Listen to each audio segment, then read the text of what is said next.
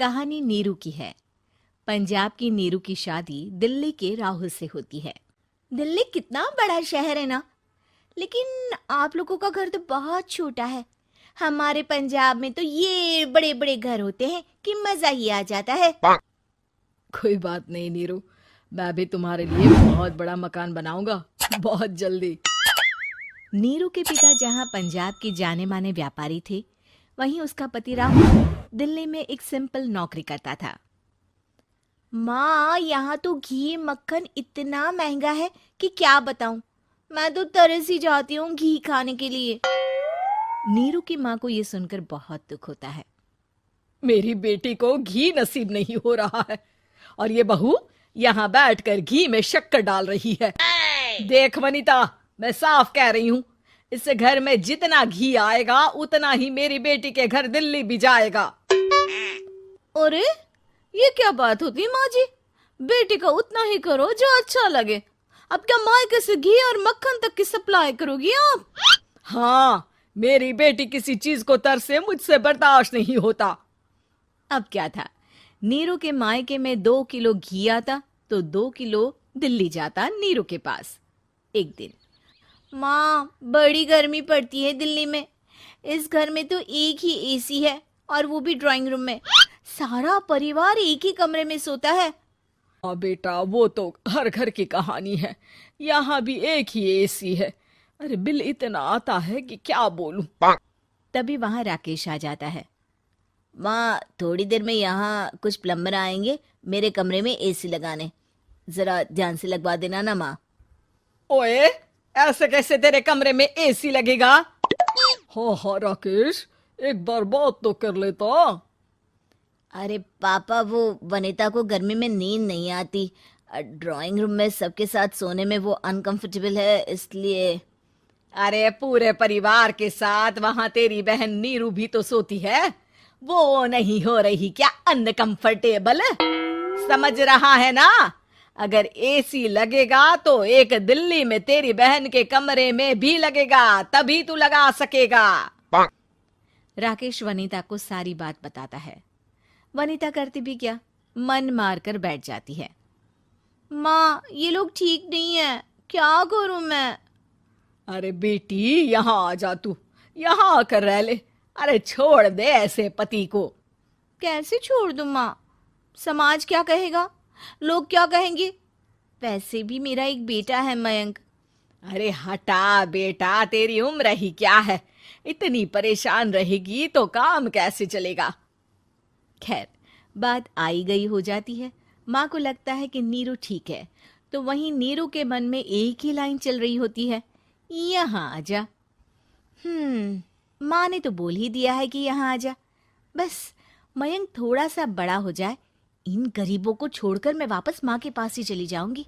वो इसी सोच में बाजार में चल रही थी कि मैम, आपका दुपट्टा जमीन को छू रहा है। नीरू जैसे ही उस लड़की की तरफ देखती है, देखती ही रह जाती है। हाय रे, कितना सुंदर लड़का है ये। अब क्या हुआ? मैंने कहा आपका दुपट्टा। तो खुद ही उठाकर दे दो ना। लड़का समझ जाता है कि नीरू उस पर फिदा हो चुकी है। वो उससे उसका नंबर लेकर चला जाता है। अब क्या था, नीरू और रोहित में लगातार बातें होने लगती है। मैं हरियाणा का रहने वाला हूँ, यहाँ एक बड़ी कंपनी का मैनेजर हूँ। अच्छा, और कितने बच्चे हैं तुम्हारे? बच्चे? अरे मेरी तो शादी भी नहीं हुई है। तुम बताओ, शादी करोगी?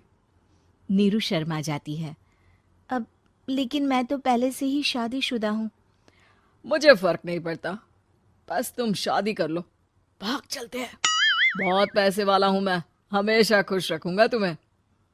नीरू रोहित से मिलकर सारा प्लान बना लेती है और फिर एक दिन घर से भाग जाती है। दोनों शादी कर लेते हैं। शादी के बाद, क्या बात है नीरू, तुम्हें परेशान सा देखता हूँ, सब ठीक तो है ना? हाँ हाँ, सब ठीक है।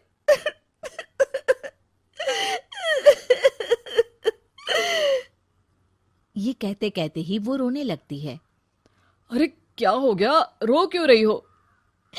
मैंने तुमसे एक बात छुपाई है। और वही बात अब मुझे परेशान कर रही है। रोहित, मेरा एक बेटा भी है, उसका नाम मयंक है। क्या बात कर रही हो? ये तुमने मुझे पहले क्यों नहीं बताया? देखो नीरू, मेरी माँ को मैंने ये नहीं बताया है कि तुम शादीशुदा हो। बच्चा मैं मैनेज नहीं कर पाऊंगा। नीरू को समझ में नहीं आता कि वो क्या करे। अ, तुम उस बच्चे को अपनी माँ को क्यों नहीं दे देती? नीरू चुपके से माँ को फोन करती है। माँ, क्या मयंक को तुम रख सकती हो? बेटा, मैं राकेश के साथ बात करती हूँ। आखिर घर का बेटा वही है, जो वो बोलेगा। वैसे भी बेटा, तूने जो किया है ना, उसके बाद से पूरा घर तेरी बुराई कर रहा है। मैं भी अब किसी से तेरे लिए लड़ नहीं सकती। राकेश बेटा, नीरू ने तो जो किया बहुत ही बुरा किया, लेकिन मैं सोच रही थी कि क्यों ना मयंक को हम यहाँ ले आए। तभी वनीता बोल पड़ती है। वाह जी, ऐसे कैसे यहाँ ले आए? यहाँ क्या भंडारा भरा है? और जिस बच्चे की माँ ने नहीं सोचा, उसके लिए हम क्यों सोचे? नीरू को एक बार तो अपने बच्चे के बारे में सोचना चाहिए था ना। अरे लेकिन तेरे पास भी तो लड़का नहीं है ना वनीता। माँ, वनीता ठीक बोल रही है। कल को वो बड़ा होकर इसी घर का हिस्सा मांगेगा तो हम क्या करेंगे? माँ कहती भी तो क्या, वो चुप रह जाती है। वहीं नीरू का पहला पति कहता है। माँ, अगर आज भी वो वापस आ जाए तो मैं उसे माफ कर दूंगा। बेटा, गरीबी चीज ही ऐसी है, क्या करेगा? तू तो अब मयंक का सोच। वो बेचारा तो बिना माँ का हो गया। मयंक के खातिर तू दूसरी शादी कर ले बेटा। लोगों के लाख समझाने के बाद नीरू के पहले पति की शादी रिद्धि से हो जाती है, जिसके पहले पति से 2 बच्चे होते हैं। देखो जी, मैंने शादी सिर्फ बच्चे के खातिर की है। मैंने भी शादी सिर्फ बच्चों के खातिर की है। वहीं नीरू के दूसरे पति के मन में ये बात घर कर जाती है कि नीरू एक मासूम बच्चे को उसके खातिर छोड़ कर आई है।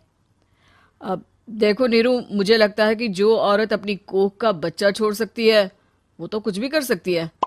कल को तुम्हें मुझसे अच्छा कोई मिल गया तो तुम तो मुझे भी बाय बाय कर दोगी ना। नीरू को अब उसका दूसरा पति ताने देना शुरू कर देता है। तंग आकर नीरू उसके यहाँ से भागकर अपने पहले पति के पास चली जाती है, लेकिन ससुराल में क्या लेने आई है नीरू, मयंक को? नहीं नहीं सासू माँ, मुझसे गलती हो गई, मुझे माफ कर दीजिए। नीरू, अब वक्त खत्म हो गया है, मेरी शादी हो चुकी है। तो छोड़ दो ना उसे, हमारा बच्चा है।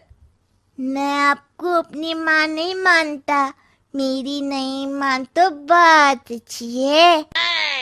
नीरू मयंक की बात सुनकर समझ जाती है कि उसके पास अब ना आसमान रहा ना ही जमीन।